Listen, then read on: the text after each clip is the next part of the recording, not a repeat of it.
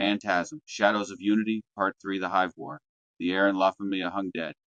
The warm, earthy scents of garlic and oregano were gone, supplanted by the cold, metallic reek of ozone and the sharp tang of cordite. This once vibrant haven was now a tomb, lit by a single buzzing fluorescent over the bar. Its sickly light cast shadows that writhed like tendrils from an unseen abyss. The standoff was absolute, a frozen tableau of mortal terror and barbaric resolve.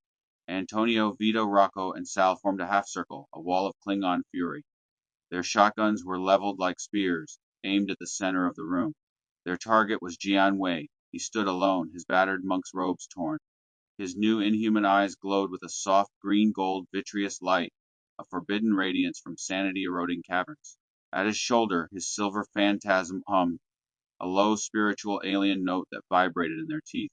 Antonio's hands trembled. His left gripped his shotgun.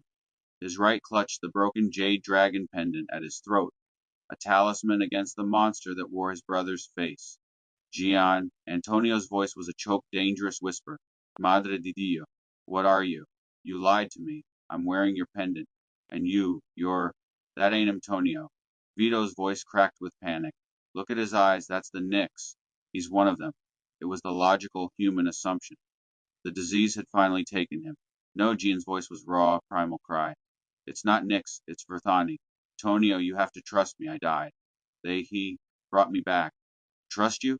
Antonio took a half step forward, his shotgun raising. You come back from the dead with monster eyes and a floating death ball, and you ask me to trust you. You lied to my face in my house. I didn't know how. Gian began, taking a step. Click-clack, Rocco chambered around. The metallic snap was deafening. The standoff was over. A choice had been made. Don't move, Mostro, Rocco rumbled, his voice low as gravel. Before a trigger could be pulled, a new presence entered the room.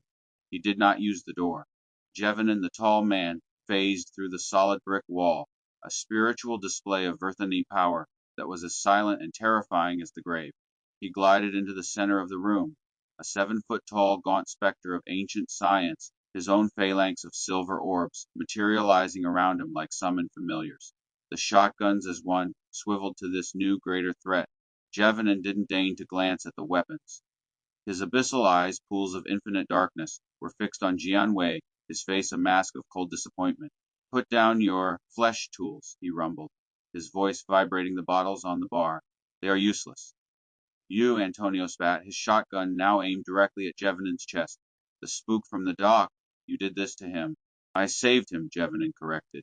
He looked at Gian. You have been busy. You have neutralized 2 of their primary assets. The assassin, the anchor. They're defeated, Gian said, a hint of pride in his voice. You are a fool, Jevenin's voice was like ice. You think you have won. You have failed. What are you talking about? The Greys are not sentimental, Jevenin said, his voice flat, a scientist reciting a terrible, logical truth. They are accountants. When their assets go offline, they do not send replacements. They send a cleansing team to sterilize the error. He turned his cold gaze to Antonio. The assassin's biosignal has ceased. The anchor's power grid has collapsed. The Greys have pinpointed this location by your victories. A Vorlath cleansing team is already en route to incinerate this entire city block. The color drained from Vito's face. Sterilize? You have, Jevenin stated, at most 1 hour. A team? Like that thing at the cannery. Al stammered. Antonio, we gotta go, Antonio ignored. His shotgun was still level, his eyes locked on Jevenin. This was not a lie, but it wasn't the whole truth. Hold on, Antonio said, his voice dangerously quiet. You knew about these things. You let this happen. You let him, he motioned to Gian, run around fighting these things while you sat in your hole. Why? What are you? It was the accusation. The ticking clock loomed over them. Jevenin was silent for a long moment, as if deciding if the barbarian was worthy of an answer. He finally spoke, his voice no longer that of a spook, but of an ancient weary king. I am Verthani, the last of my line. A survivor. He began to pace, his orbs orbiting him like planets. The demons you hunt, the Greys, they are a genocidal plague. They came to my world eons ago. They did not invade. They infected. They twisted our forms, turned our people against each other, all to steal our gift, the pure mastery of mind over matter.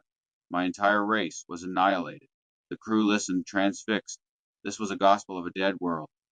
So what are you? Antonio asked, his voice softer, the shotgun lowering an inch. A ghost? A scientist, Jevenin corrected, his voice filled with a sudden cold fire. A survivor. I hunt them. I study them. My morgue is a laboratory. The deceased are my only resource.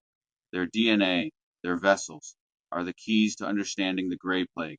I am trying, I am failing, to find a cure, to salvage what little of my people's essence remains. He stopped and looked directly at Antonio. What they did to my world, they are now doing to yours.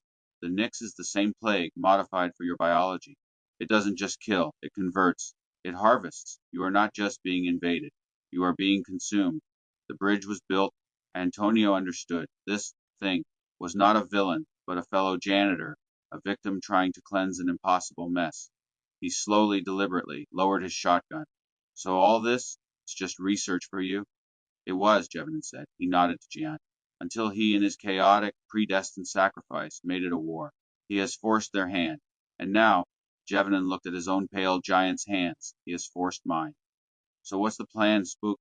Antonio said, the name no longer an insult, but a Klingon term of begrudging respect.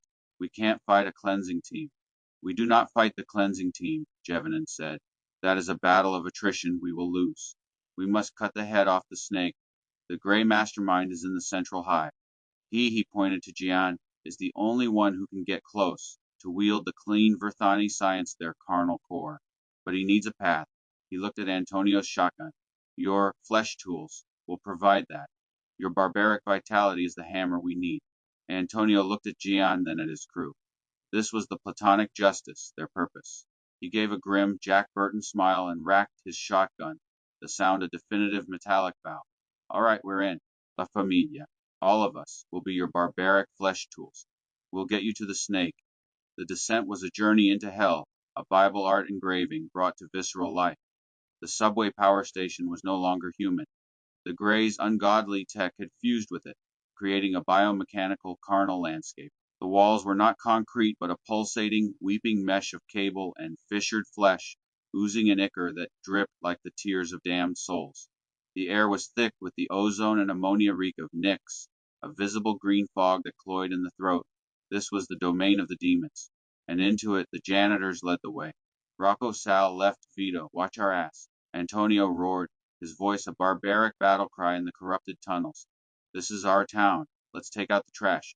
They were the Klingon crew, a phalanx of pure Howardian barbaric vitality. They were loud, emotional, and fearless. Their shotguns boomed, a defiant human thunder against the alien hum, each blast an eruption of primal defiance. Their targets were the lost souls of this inferno, the Nyx addicts, their humanity burned away, leaving only ghosts with glowing green eyes. They swarmed from the shadows. Antonio's crew met them with bats, knives, and buckshot. They're just janitors, Jevenin said, his voice laced with disdain, as he and Gian walked behind the protective wall of gunfire. Barbarians, flailing against the inevitable. Their family, Gian said, his own phantasm orb scouting ahead. Their heart, something your pure mind has forgotten. Heart is a flaw of the flesh, Jevenin hissed. No, master, Gian replied. It's the only thing that's real. A new threat emerged. A Vorlath grunt, an 8-foot tall, armored brute, smashed through a wall.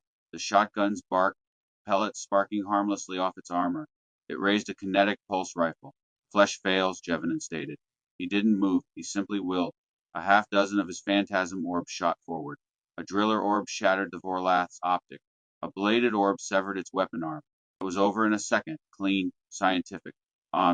See, Jevenin said. The doctor is superior. You're both wrong, Gian said, as they moved deeper into the hive. The janitor can't do the surgery, and the doctor can't hold back the plague. We need both. Jevenin was silent. The monk's barbarian logic was disturbingly sound. They reached a massive cavern. A power cyclotron, its machinery now fused with a pulsating carnal thing that looked like a nest. In the center, suspended in a web of ungodly gray tech, was the gray mastermind. It was a 20-foot tall, pulsating mass of exposed brain tissue and biomechanical lenses, a queen of pure sociopathic intellect. It felt them. It let out a silent psychic scream. From every tunnel, the hive answered. Hordes of Nyx addicts and a dozen Vorlath grunts poured into the room. This was the last stand. This is it, boys. Antonio roared, his voice a warrior's oath. La Familia. For Gian. He, Vito, Rocco, and Sal took their stand at the chamber's entrance. They were the janitors, holding back the tide. It was a blaze of shotgun fire, swinging bats, and pure, defiant love. Go! Antonio screamed at G. Do the doctor thing. We'll hold this line till hell freezes over. They will die, Jevenin stated clinically. They know, Gian said. He and his master advanced on the gray mastermind. The wizard duel began. Jevenin raised his hands, his orbs forming a symphony of death, but the gray mastermind was a telepath. It didn't use force, it used words. It used the insinuation, the ego whip. Its voice flooded Jevenin's mind. Verthany, the last of your line, a failure. People are dust. Your taboo is a joke. You hide behind this broken, balanced monkey. You are nothing. Jevenin stumbled, his orbs flickering. The ego whip was devastating. The mastermind saw its opening. It triggered its ultimate dishonest tech. A massive, black, crystalline device on the ceiling shrieked to life. It didn't fire a beam. It emitted a wave of pure unreality, a sonic jammer. The effect was instant. Clang, clang, clatter. All of Jevenin's orbs, his will, his science, his identity, fell to the ground, dead. Jian's orbs fell with them. Their mind was gone. Jevenin collapsed to his knees. He was no longer a god. He was just a 7-foot tall man in a suit, his hands trembling. He was powerless. The mastermind hissed, a sound of triumphant sociopathy, and from the shadows it emerged. A Vorlath Praetorian. It was 12 feet tall. A boss-level monster, Krait's master, its armor black and gleaming, its plasma cleaver crackling. It ignored Antonio's crew, who were now out of ammo and fighting with knives. It walked past Jian Wei, who was now just a monk with 2 hooks. It strode to the kneeling, helpless Jevenin. It raised its massive cleaver. Its synthesized, Klingon-like voice boomed, full of arrogance. Flesh is weak, and you, Verthani, you have nothing else. This was the fatal, arrogant miscalculation. The chamber was silent. Jevenin was frozen, his mind screaming, his entire race's taboo holding him in catatonic shame. He was a giant, ashamed of his own power, waiting for execution. The Vorlath's cleaver descended. Gan Wei, his hooks useless, his orbs dead, saw the truth. He roared, his voice echoing with all of his father's Taoist teachings, with all of Antonio's Klingon heart. Master Jevenin! The Verthany's head snapped up. He's wrong. You are not just a mind. Your flesh is not a sin. It is your strength. It is your ancestors. It is your truth. Jian Wei, the student, screamed the final lesson.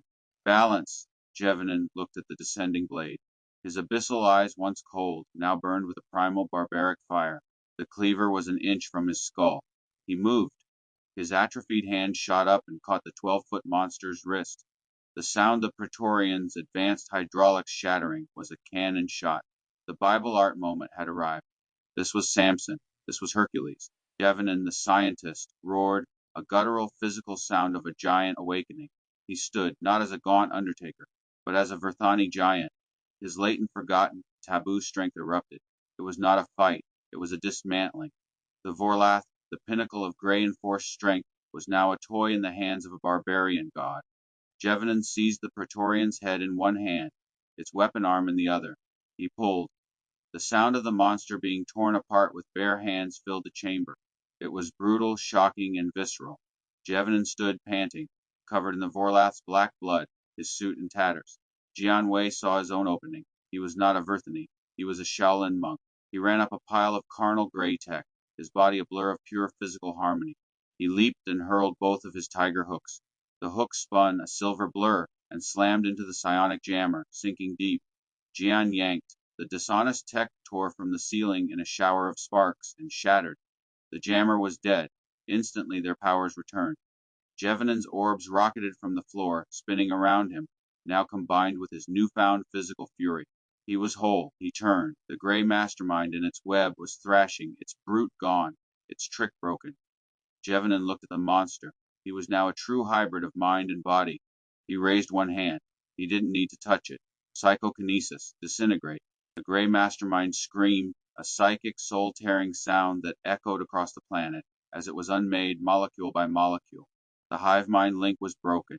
In the chamber and in the tunnels above, every Nix addict, every ghost, every drone collapsed in a single silent moment. Their strings were cut. The chamber was silent, save for the dripping of water and the gasping breaths of Antonio's crew. The war, the battle was won.